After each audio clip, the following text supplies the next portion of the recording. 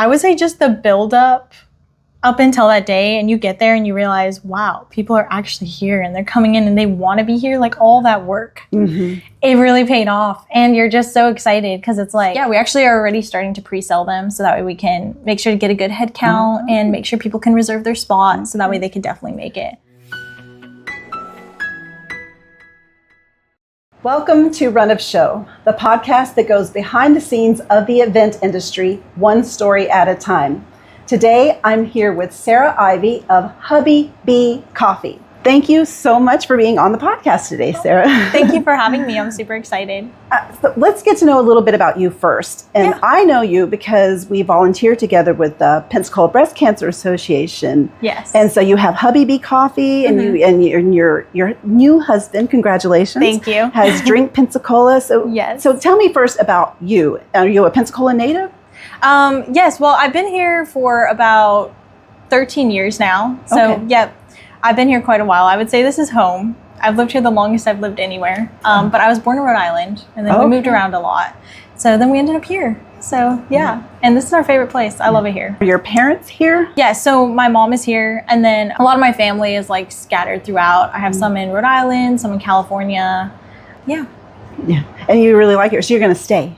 Yes, definitely stay. And you just got married. Yes. And do you have any kids? No, we don't have any kids. No. What about kids. fur babies?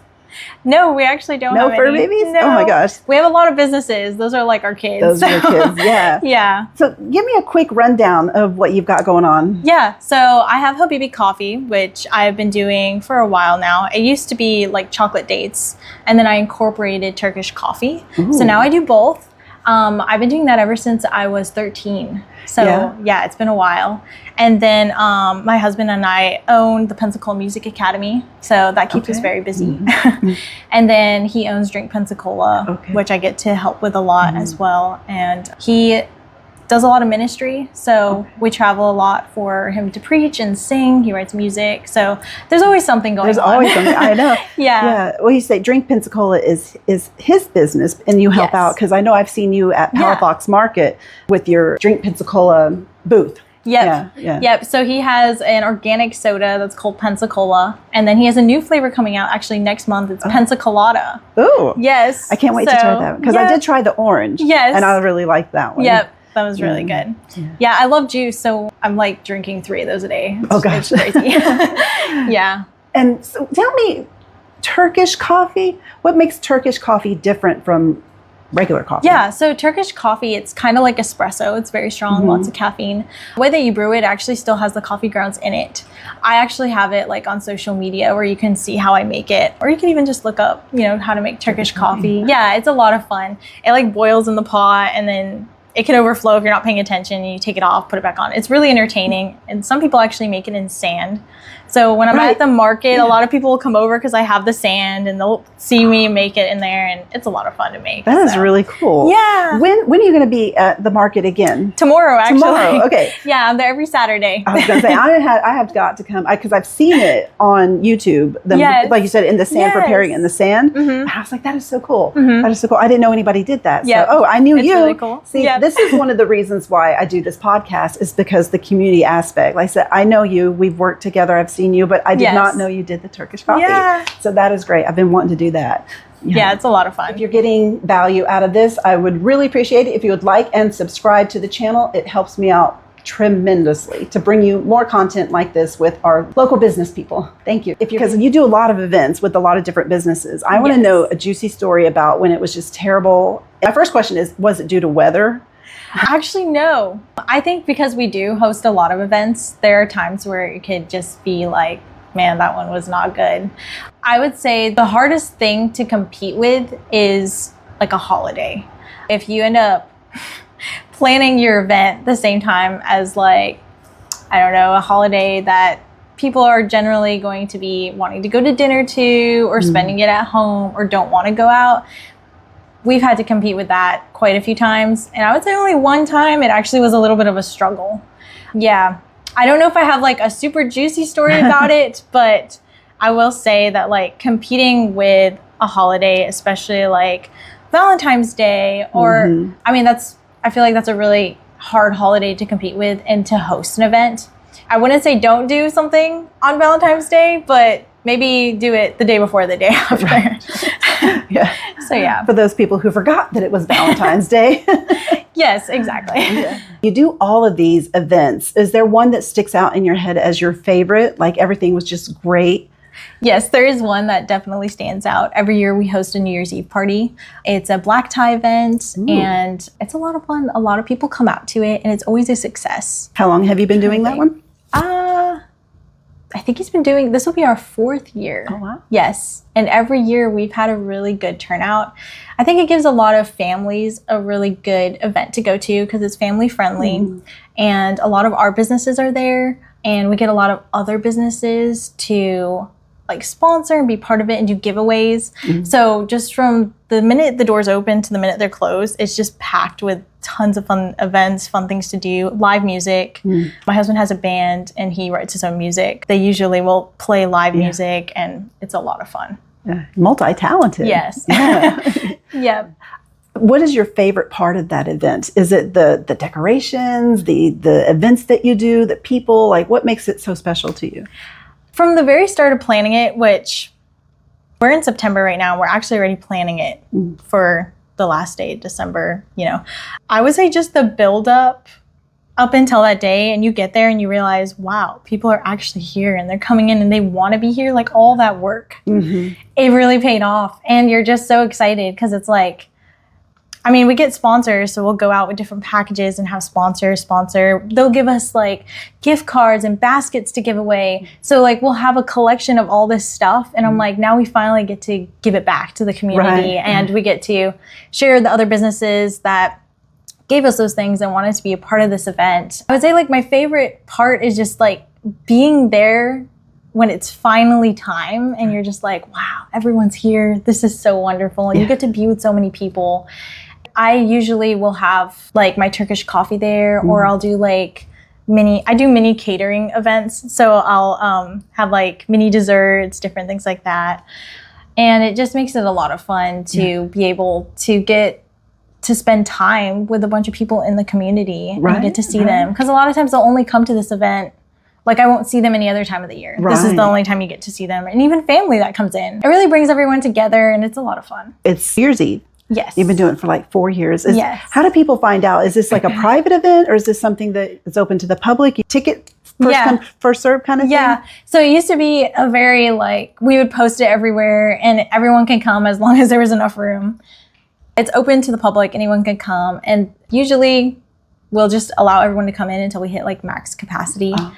So it's not a ticketed event. This one year though, coming year, it's finally going to be, you actually have to buy a ticket to get in. It's just been in such high demand and everyone loves being there that we actually need to keep track of like, okay, how many tickets are we selling? Are we going to still fit in the same space?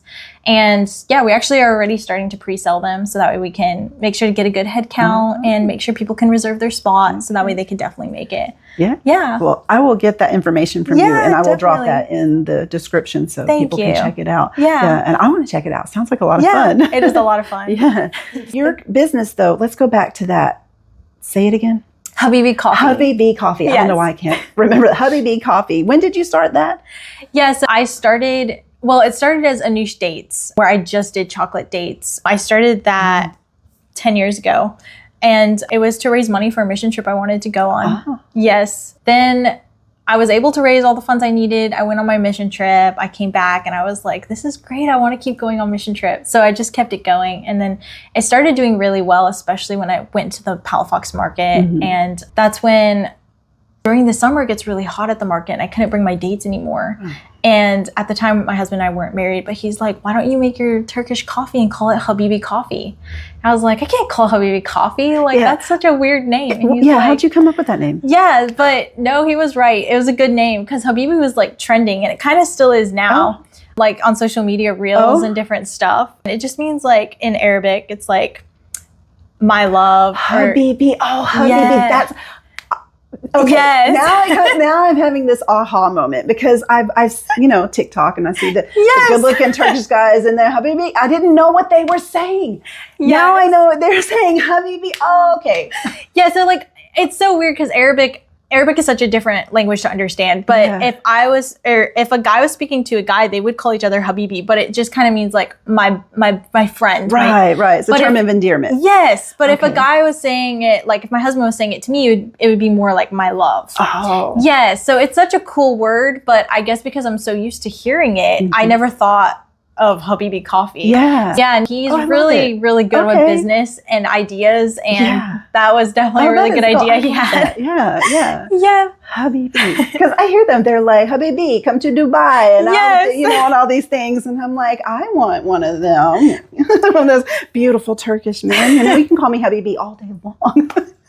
And I will say, because of the name, a lot of people come over and are like, oh my gosh, I have to have Habibi Coffee. Like, what is that? Oh gosh. Yeah, so they've heard of it because of a reel, or they just heard a song or whatever it was, and they're like, what is this? What does it mean? Okay, sometimes it takes us older people to catch on to the cool stuff that the kids are doing these days. No, you're good. So I'm half Lebanese, half Armenian. Okay, I grew up with my family speaking Arabic, so I'm very familiar with Turkish coffee and making it. Yeah, it wasn't just like random. That's kind of how I started doing it. Right. You didn't just I probably should have started with trendy. That. You didn't just latch onto something trendy. You actually have a connection to it. Yes, which makes it even more special. Yes, so I've been drinking it and making it for years, ever since I was a kid. I'm very passionate about it, and that's whenever it was his idea to really start doing it, but I was like, I am really good at making it, and people do love when I make it, so I should do it at the market. Great. I'm going to go tomorrow. Everybody should go.